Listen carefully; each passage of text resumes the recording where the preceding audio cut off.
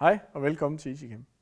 I den her film der skal vi se lidt nærmere på vores Phantom 400 telt, en del af Go-rangen af EasyCam telte.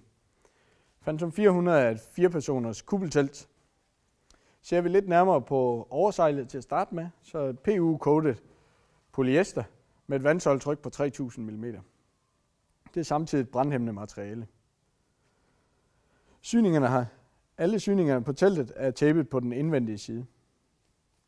Hvis vi tager et kig på stængerne her, glasfiberstænger, som er farvekodet, som gør det nemt og hurtigt at påføre i de rigtige kanaler. Bardunerne er alle fastmonteret fra starten af, som gør det let at tage i brug. På fronten her, der har vi ventilationspanel og vinduespaneler med gardiner på indvendig side. Hvis vi tager et kig ind i teltet, så har vi i fronten her en apsis med masser af plads til tasker og bagage.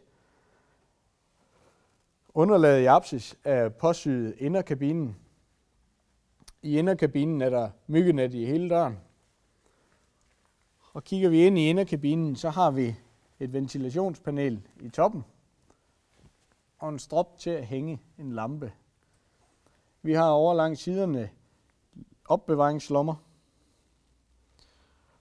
Og bunden i inderteltet og bunden i apsis er begge lavet af et polyethylen materiale, som er 100% vandtæt.